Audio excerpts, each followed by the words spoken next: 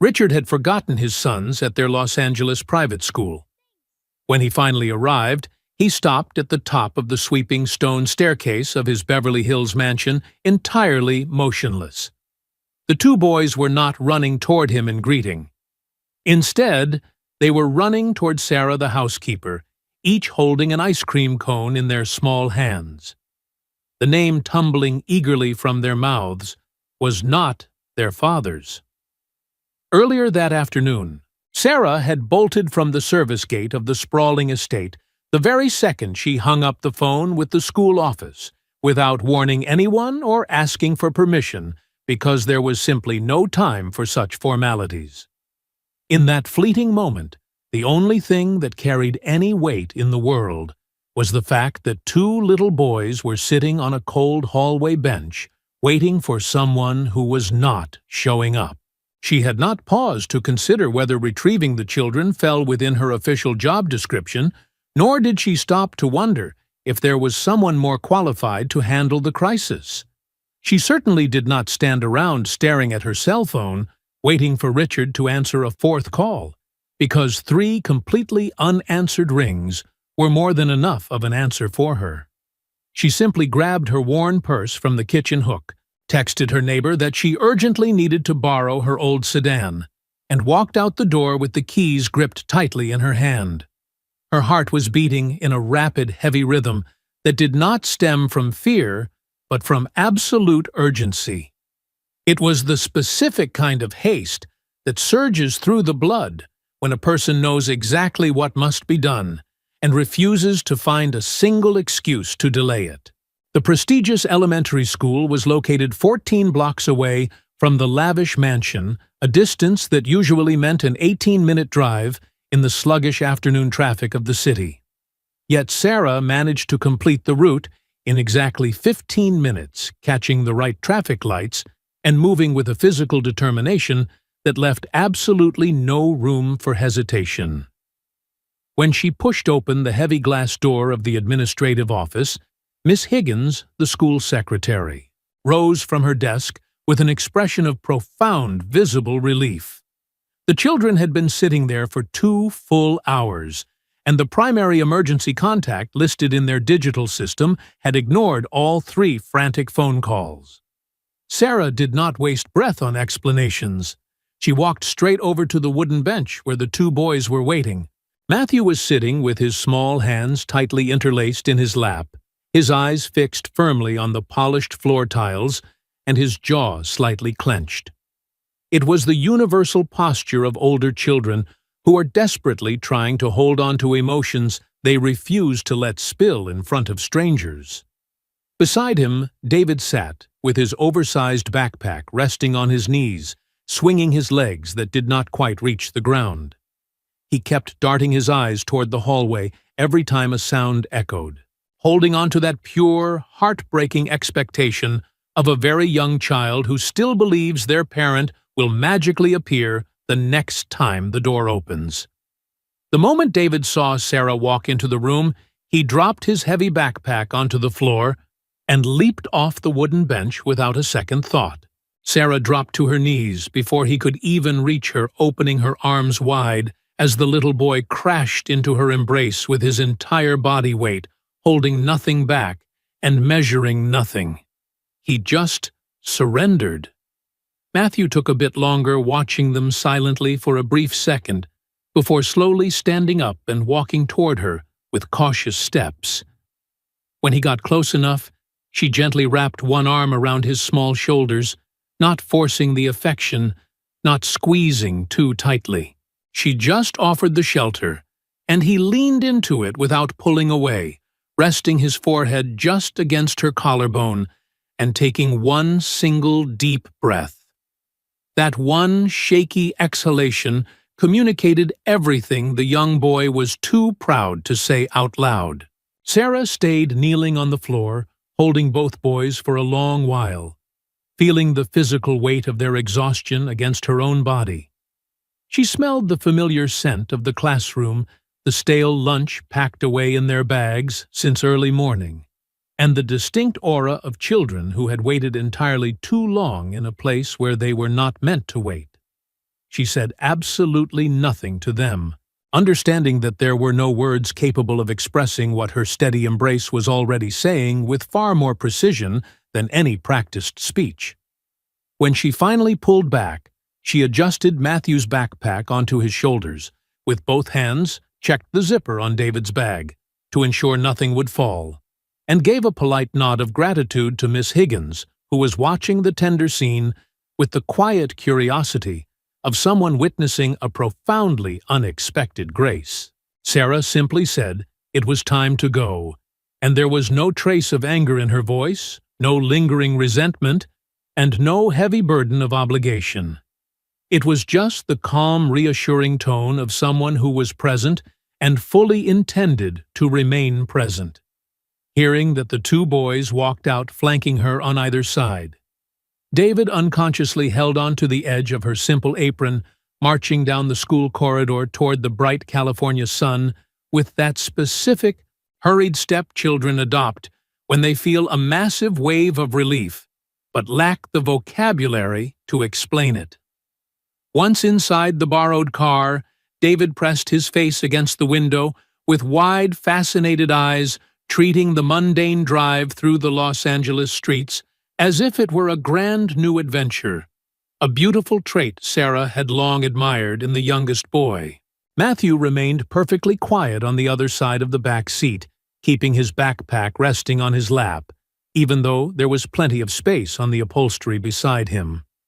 He stared out the glass, not looking at the palm trees or the passing luxury cars, but staring with the blank intensity of a child, silently processing a deep disappointment that was not yet ready to be spoken. Sarah drove cautiously, constantly checking the rearview mirror to look at the boys with every turn of the wheel. There was a tight knot of tension in her shoulders she could not fully release, fully aware that returning to the mansion meant facing a complicated reality. She was not their legal guardian. She was simply the hired help of that affluent household, and she had crossed an unspoken boundary without authorization, but as they pulled into the grand driveway, she knew she did not regret a single thing. When the sedan finally rolled to a stop near the towering front gates of the estate, Matthew spoke, without tearing his gaze away from the tinted window, quietly asking if she had known they were left stranded there all along. Sarah looked at his reflection in the rearview mirror, listening as the boy logically pointed out that even though the office called her, she was not contractually obligated to come to their rescue. She did not answer him right away, choosing instead to put the car in park, remove the keys from the ignition, and rest her hands on the steering wheel for a brief, heavy moment. Then she turned her body slightly to look the young boy directly in the eye, telling him softly but firmly that nobody was ever going to be left waiting as long as she had the power to do something about it. Matthew held her gaze through the reflection for a long, quiet second that felt far more significant than any normal silence between a child and an adult. He then unbuckled his seatbelt, pushed the heavy car door open, and stepped out onto the driveway without uttering another word. Yet, there was a distinct shift in the way he moved. In the confident manner, he hoisted his backpack over his shoulder and patiently waited for his younger brother to climb out the other side. A stark contrast to the defeated posture he carried when he first entered the vehicle. Sarah mentally noted the subtle transformation, locking the observation away in her heart without making any verbal comment. Once they were safely inside the expansive, air-conditioned mansion, she quickly prepared a comforting snack, guiding the boys to the marble kitchen island.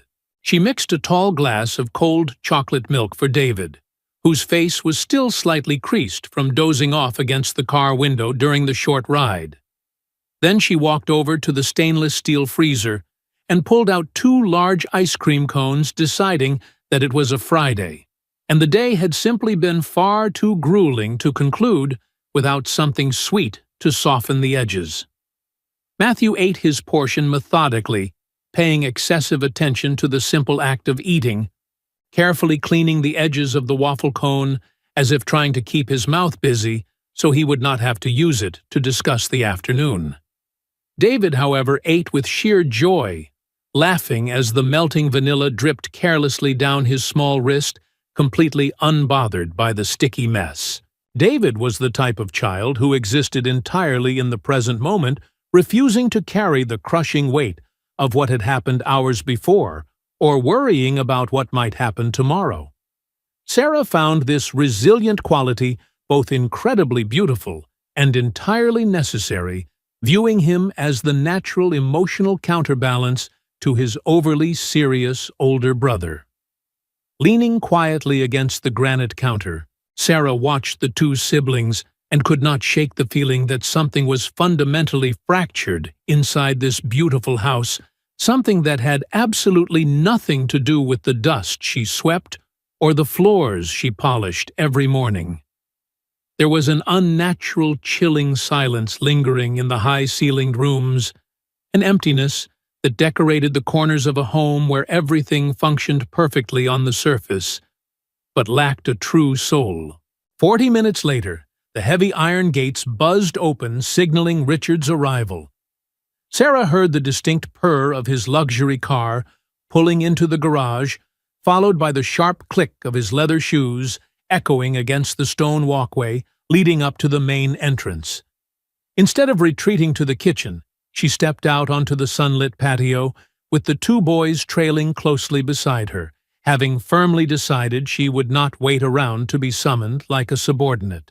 If she waited to be called, the necessary conversation might be carefully managed and deflected, and she refused to let the events of the afternoon be swept under the expensive rugs. The boys still held their half-eaten treats. Matthew's was nearly finished, while David's was melting rapidly down the side, a sticky disaster he was struggling to contain. Richard ascended the wide front steps, holding his designer leather briefcase, his tailored suit perfectly buttoned as it always was, but he abruptly froze when he saw the three of them standing silently on the patio. He remained planted at the top of the stairs for a duration long enough to make everyone acutely aware of his hesitation, before slowly descending the steps, one by one. His movements lacked their usual brisk executive authority. Normally, he walked with the aggressive momentum of a man who had his next 3 moves planned out before his foot even hit the ground. When he finally drew near, David trotted over briefly, wrapping his small arms around his father's leg, accidentally smearing a streak of melted ice cream against the dark wool trousers, before immediately darting back to stand securely beside Sarah's apron. Matthew did not move an inch from where he stood, clutching the remnants of his cone, while glaring at his father with an expression devoid of simple childish anger.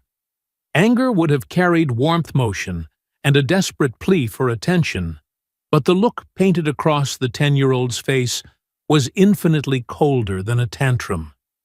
It was the devastating gaze of a child who had painfully learned to stop expecting greatness from someone, having already spent all his hope and realized the investment was utterly worthless. Richard absorbed the blow of that stare, standing awkwardly in his own luxurious courtyard, and the expression that washed over his face was stripped of its corporate armor. It was the vulnerable, exposed look of a man suddenly colliding with a harsh reality he had successfully kept locked outside his doors for far too long. He quietly admitted that he knew he was late, his voice emerging hollow and lacking the commanding resonance it usually held during board meetings. Matthew stared back without a single blink, reminding his father, with a voice entirely too steady for a child, that they had sat on that bench for 2 agonizing hours, waiting for him. Richard briefly closed his tired eyes, reopened them without offering a single fragile excuse, and immediately shifted his gaze over to Sarah, whispering a quiet, "Thank you." She did not say a word in response, knowing it was neither the time nor the place to offer absolution. She simply gathered the heavy backpacks from the stone floor, handed them to the boys, and announced she was going to prepare supper. As she walked away, She could hear the thick, painfully honest silence settling between the father and his sons, a quietness far heavier than any shouting match could ever be. Later that night, well past midnight, after the boys had been tucked into their beds, and the massive house had settled into that specific heavy quietude unique to empty mansions, Richard walked into the kitchen. Sarah was just finishing wiping down the marble sink, her hands still damp, and a clean dishcloth draped casually over her shoulder, when she heard his cautious footsteps echo in the corridor and turned around. He had shed his expensive suit jacket. The top button of his crisp shirt was undone, and standing there under the warm kitchen lights, he looked significantly smaller than the imposing executive he pretended to be during the day. He stood near the archway for a long moment, not out of fear, but like a deeply exhausted man, desperately trying to arrange his heavy thoughts into the correct order before speaking. He finally broke the silence, telling her in a low voice that she had not been under any professional obligation to go to the school and pick them up. Sarah calmly dried her hands on the cloth, folded it with meticulous care, placed it neatly on the edge of the counter, and replied that she was perfectly aware it was not her job. Richard looked at her, his brow furrowed in genuine confusion, and asked why she had done it then. She met his gaze with absolute clarity, offering no judgment, but delivering a simple truth. She went because 2 little boys were sitting entirely alone, and she had the ability to go. She explained that she did not need a grander reason or a contractual clause to do the right thing when children were hurting. Richard remained completely silent for a long stretch of time after she spoke, staring at the floor as if he were passing her simple, profound words through a complex internal filter. When he finally looked back up, he promised her, in a voice barely above a whisper, that a mistake like that would never happen again. Sarah picked up her modest jacket, draped over a wooden chair, picked up her purse, and began walking toward the back door to head home for the night. As she brushed past him in the hallway, he called out her name using a tone that lacked the usual distance between an employer and an employee, repeating his vow with desperate firmness. She paused, looked over her shoulder for 2 full seconds, and walked out the door without saying a word, knowing from harsh life experience that midnight promises required the harsh light of day to prove their worth. Over the course of the following days, an invisible but profound shift began to alter the rhythm of the Beverly Hills estate, arriving without grand announcements or dramatic declarations. Richard started coming home early from his downtown office. He was not perfectly punctual every single day, but he appeared with a frequency that had previously been non-existent in their lives. On a Tuesday afternoon, he walked through the front door at exactly 6 o'clock and bypassed the kitchen entirely, heading straight upstairs to the boys' bedrooms instead of standing in the foyer aggressively checking his corporate emails. By Thursday, he arrived at 5:30, took off his tie, and actually sat down with Matthew and David at the dining table to share a hot meal, keeping his phone switched off and placed face down on the tablecloth. There was a distinctly different energy in the air during that dinner, primarily because Richard stayed seated until everyone was finished refusing to abandon the table to take business calls from Mr. Henderson, the firm's senior partner. When David accidentally knocked over his heavy glass of cold apple juice, Richard did not tense up with the irritation of a man whose perfectly controlled environment had been disrupted. Instead, he calmly grabbed a stack of cloth napkins and knelt on the floor to help his youngest son wipe up the sticky puddle, speaking in a gentle, reassuring tone. Sarah moved quietly around the dining room, serving plates and clearing dishes without uttering a word, observing the tiny, meaningful gestures that proved true. Change was taking root in the quiet moments when he thought no one was paying attention. The following Wednesday afternoon, while Sarah was mopping the long hardwood corridor on the second floor, the heavy oak door of the home office swung open, and Richard nearly tripped over her yellow bucket. He immediately apologized, in a natural, friendly tone, completely devoid of the sharp annoyance he usually exhibited whenever his important work was unexpectedly interrupted by the household staff. Sarah smiled politely, assuring him it was no problem at all, and reached down to pull the soapy bucket out of his path. When she stood back up, she realized he was still standing there, leaning against the door frame and looking at her with a level of genuine human attention she had never received from him before. He asked her exactly how long she had been working in their house, his question carrying a sincere curiosity rather than the tone of an employer conducting a routine performance review. She answered that it had been 2 years and 3 months since she first took the job. He nodded slowly, seemingly weighing the length of time against his own lack of awareness, and then gently asked if she had any family living in Los Angeles. Sarah replied that it was just her and her aging mother living in a small apartment across the sprawling city. Richard absorbed the information quietly, offering a thoughtful nod as if safely storing the detail away in his mind before turning back into his office, leaving Sarah to wonder about the sudden change in his demeanor. Sarah continued pushing the mop down the sunlit hallway, but there was a distinctly different atmosphere lingering in the space, a quiet tension she could not accurately name. The brief conversation stayed securely lodged in her mind, for the remainder of the afternoon floating around her thoughts, like a question that had not yet taken a definitive shape. It felt as though a thick invisible wall that had rigidly separated their worlds for over 2 years was beginning to crack, letting in a strange, unscripted light. She finished her chores with a peculiar lightness in her chest, fully aware that the dynamics of the grand house were slowly rearranging themselves, shifting away from cold transactional duties toward something resembling genuine human connection. Several weeks later, Richard formally requested Sarah's presence in the main living room, a space usually reserved for entertaining wealthy guests or conducting serious business.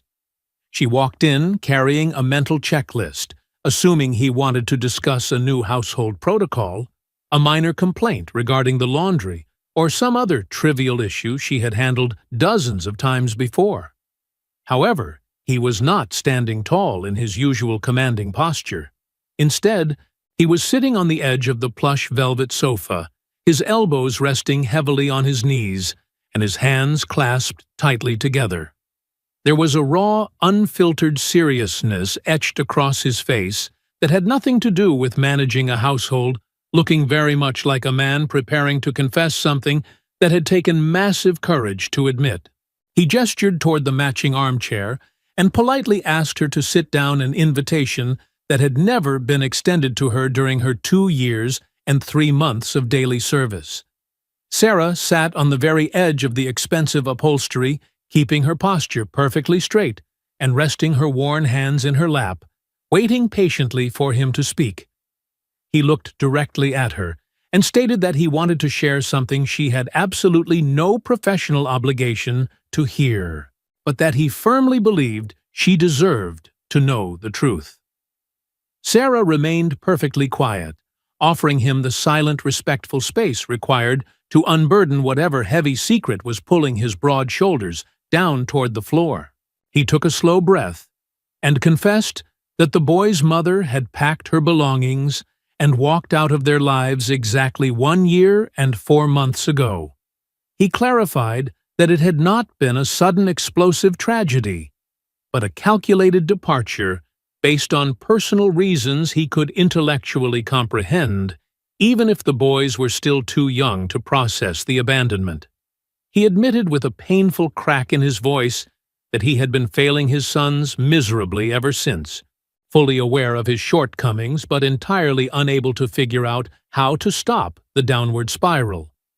Sarah kept her eyes locked on his face, refusing to look away out of awkwardness, and simply asked him why he was choosing to reveal such intimate family history to her.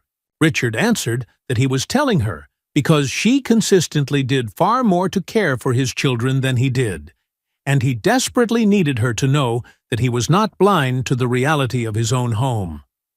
Sarah let a few heavy seconds pass, allowing the absolute truth of his statement to hang in the air before responding with a voice completely stripped of flattery or hesitation.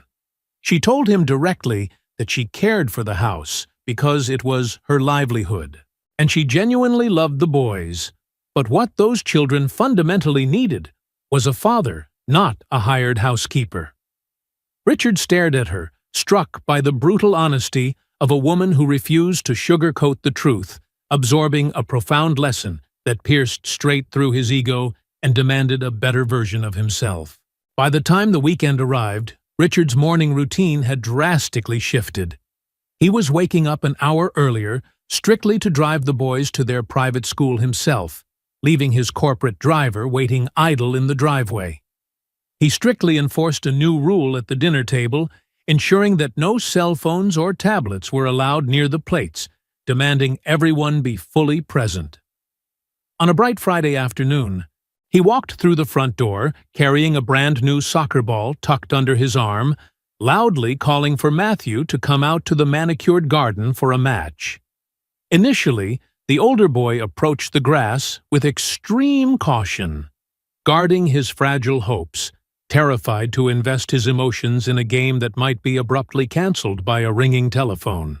But as the minutes ticked by and Richard ran across the lawn laughing and sweating in his dress shirt, the 10-year-old boy finally let his guard down, playing with the loud, unrestrained energy of a child who had finally been given permission to just be a kid.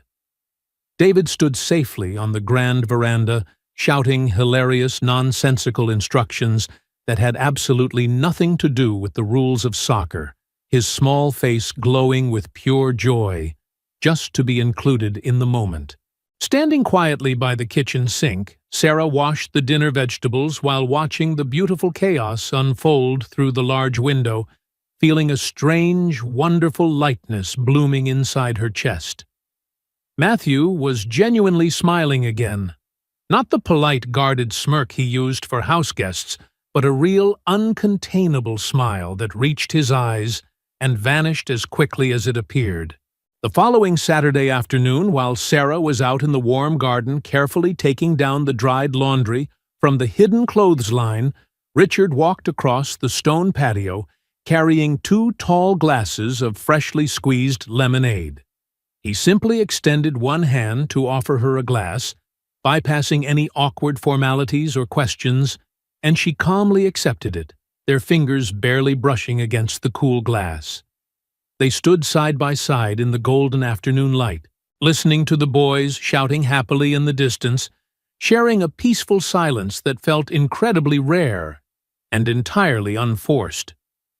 Out of nowhere, without any clumsy preamble, Richard turned to her and bluntly asked if she had ever seriously considered going back to school to further her own education. Sarah took a slow sip of her lemonade, letting the unexpected question settle before answering that she had thought about it often, but financial reality had never permitted such a luxury. He asked what she would study if money were no object, and she paused not out of indecision, but because it had been an incredibly long time since anyone had cared enough to ask about her personal dreams. When she softly answered that she wanted to study nursing, Richard looked out toward the garden and casually offered to pay for her entire tuition.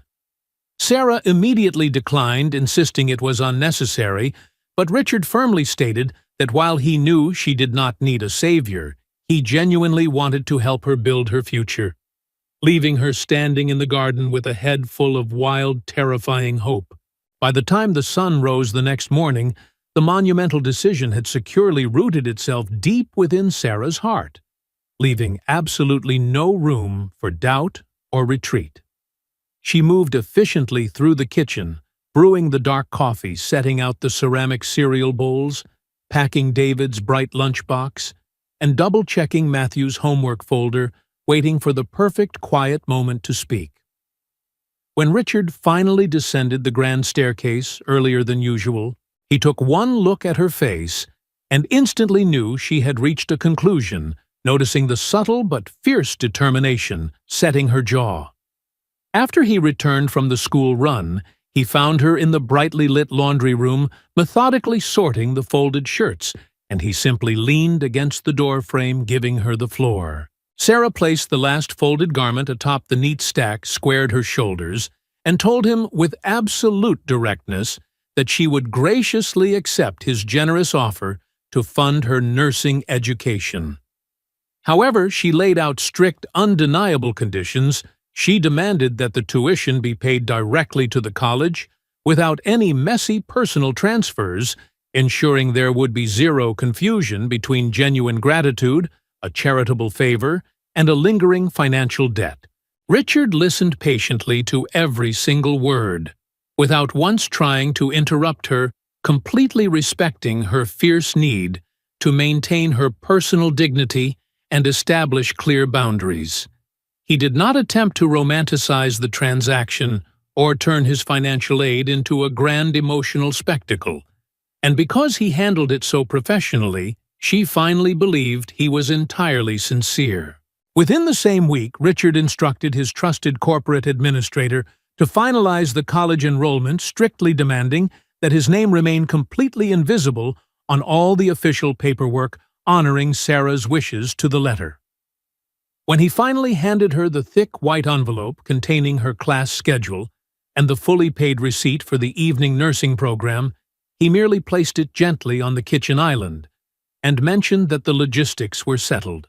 Sarah carefully opened the flap, read every single printed line with meticulous attention, and quietly tucked the documents into her worn purse without launching into an exaggerated speech of gratitude.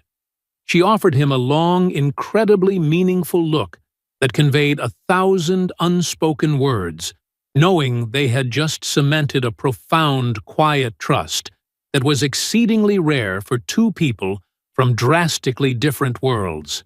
With the grueling college semester officially underway, the established routine inside the grand estate transformed completely to accommodate her demanding new reality.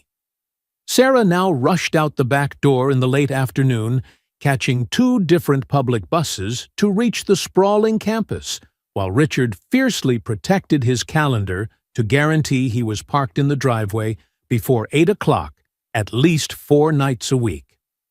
The initial adjustment period was remarkably difficult for him, having spent the last few years using his demanding career as a brilliant shield to avoid the terrifying responsibilities of single parenthood. Now, sitting at the head of the table, gently stopping David from spilling hot soup on his shirt and helping Matthew untangle complex math problems, Richard vividly saw everything he had been foolishly missing. He realized he had missed the tiny, irreplaceable details of their youth, the wobbly front tooth carefully saved in a small plastic container, the bizarre new nicknames David invented on a weekly basis, and the nervous way Matthew tugged at his sleeves. Sarah had been the sole witness to all these precious milestones, while he had been staring at spreadsheets, and the sharp sting of that realization cut deep, yet it pushed him to be a better father rather than paralyzing him with guilt. One evening, right in the middle of a messy dinner, little David suddenly looked up and asked his father if he was going to forget about the upcoming school play. Richard carefully placed his silver fork on the napkin, looked directly into his youngest son's anxious eyes, and firmly swore that he would be sitting in the very front row. Matthew looked up from his plate, his voice quiet but remarkably sharp, stating that this time they would just have to wait and see if the promise actually held true. Richard swallowed his pride, accepting the boy's lingering skepticism without offering a single defensive excuse, fully understanding that rebuilding a shattered childhood trust required far more than a single dinner conversation.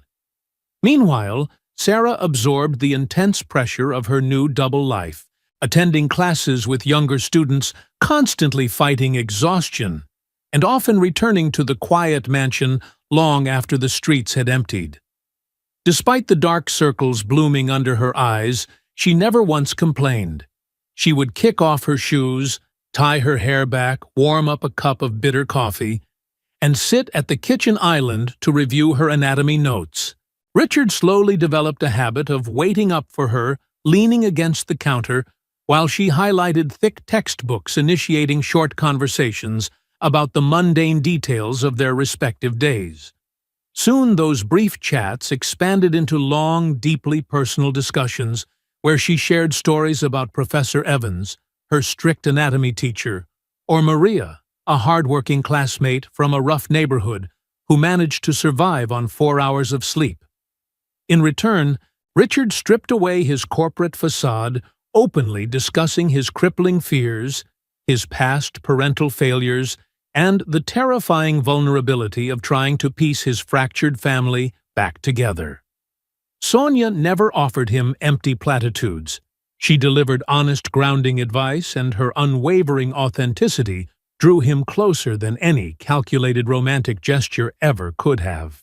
The first real threat to their fragile new ecosystem arrived on a Sunday afternoon, wearing an expensive designer dress and carrying the sharp, judgmental gaze of Richard's older sister, Laura. Laura was a master of passive-aggressive elegance, always treating the household staff with a chilling, overly polite distance that clearly established her perceived superiority. During lunch, she noticed the undeniable warmth flowing between her brother and the housekeeper, observing how Richard constantly sought Sonia's eyes for silent reassurance during the chaotic meal.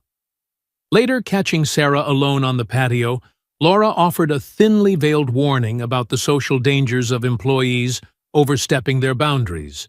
But Sarah calmly looked the wealthy woman in the eye, replying that the only danger to the family had been the prolonged absence of the people supposed to be protecting those boys, leaving Laura completely speechless.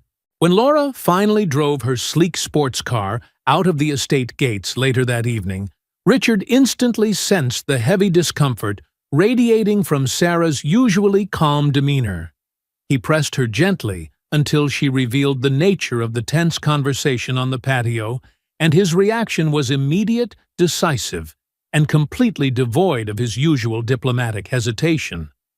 He firmly declared that absolutely no one, not even his own flesh and blood, had the right to diminish the sacred place she had rightfully earned within the walls of that house. The very next morning he dialed his sister's private number and delivered a crystal-clear, uncompromising boundary, stating that Sarah was to be treated with the utmost respect, marking the first time he had defended her out of deep, undeniable conviction rather than simple gratitude. When Richard recounted the stern phone call to Sarah later that night in the quiet kitchen, he did not boast or seek a medal for his actions. He simply relayed the facts. Sarah absorbed the information, silently wiping down the clean counter, and softly replied that she never wanted to be the wedge that drove a permanent wedge between siblings. Richard immediately corrected her, his voice low and incredibly steady, explaining that establishing basic human decency was not starting a fight. It was simply drawing a necessary line in the sand. Sarah tucked that specific phrase deep into her memory, cherishing the quiet strength of a man who was finally learning how to protect the people under his roof. Meanwhile, the brutal reality of nursing school began to physically wear Sarah down, stacking thick textbooks, endless memorization, and demanding clinical rotations on top of her already strenuous household duties. She survived on hastily eaten sandwiches, on city buses, fighting the heavy pull of sleep every night while staring at complex diagrams of the human circulatory system under the harsh kitchen lights. Richard noticed her failing stamina and quietly stepped in to lighten her load without making a grand spectacle of his assistance. He started leaving freshly prepared meals, sealed in the refrigerator, ordered premium car services on the nights the Los Angeles rain came down too hard, and frequently stayed awake just to keep her company while she studied. One terribly cold Tuesday night, after enduring a brutally difficult pharmacology exam, Sarah walked through the back door looking utterly defeated, dropping her heavy bag onto the floor with a hollow thud. Richard was already waiting by the stove with a warm cup of herbal tea, and when he softly asked if she was all right, the dam finally broke. She whispered that she was incredibly tired of having to be the strong one every single second of her life. A raw confession that seemed to echo loudly off the expensive kitchen tiles.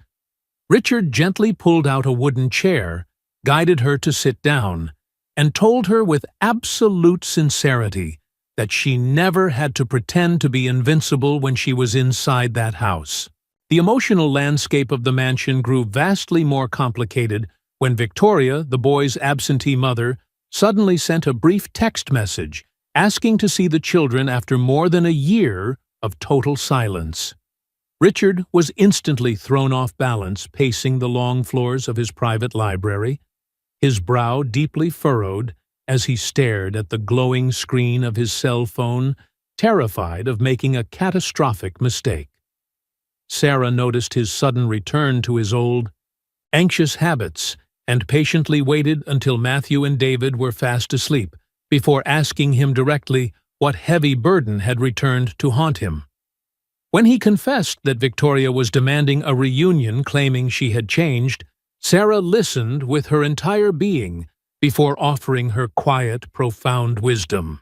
She firmly told him that the emotional stability of young children should never be used as a testing ground for a guilty adult trying to ease her own conscience. She advised him that if Victoria truly wished to re-enter their fragile lives, she had to move exclusively at the pace the boys dictated without forcing sudden affection or demanding instant forgiveness. Richard agreed completely, leaning heavily on Sarah's emotional clarity, marveling at the sheer grace of a woman who chose to fiercely protect his children, rather than give in to petty jealousy or insecurity regarding her own evolving place in the family. That specific conversation solidified something massive inside his chest. He realized the depth of her character was rarer than anything he had ever encountered in his privileged life. The long-awaited reunion between the boys and their mother ended painfully when Victoria tried to force immediate affection instead of respecting their emotional wounds. Matthew withdrew further into silence, David became anxious and insecure again, and Richard struggled to reassure them. But Sarah's calm, dependable presence kept the family grounded. Through everyday acts of care and consistency, she helped the boys feel safe, while Richard gradually realized that his admiration for her had grown into genuine love, based on respect, loyalty, and the strength she brought to their lives, rather than circumstance or gratitude. The turning point came during an ordinary afternoon when David proudly showed his father a drawing of their family that naturally included Sarah, a view Matthew quietly shared. Encouraged by that realization, Richard later confessed his love, promising never to pressure her or jeopardize their existing bond. Sarah admitted she loved him as well, but insisted that any relationship must be built on equality and never come before the boys' needs. After carefully explaining their feelings to the children, they received David's joyful approval and Matthew's cautious but sincere acceptance. Although Richard's sister Laura initially opposed the relationship because of social differences, witnessing the peace and stability Sarah brought to the household eventually led her to abandon her prejudices and develop genuine respect for her. As time passed, Sarah excelled in nursing school, while the family's happiness became a lasting reality rather than a temporary recovery. Richard proudly celebrated her achievements alongside Matthew and David, and later proposed only after ensuring she could choose freely without obligation. Surrounded by the boys, Sarah accepted, and their embrace symbolized a relationship built not on debt or status, but on trust, healing, and shared commitment. In the years that followed, they discovered that true love grows through daily acts of presence, patience, and compassion, and that the greatest legacy anyone can leave is not wealth or prestige, but the enduring safety, kindness, and unwavering care that transform ordinary people into a true family.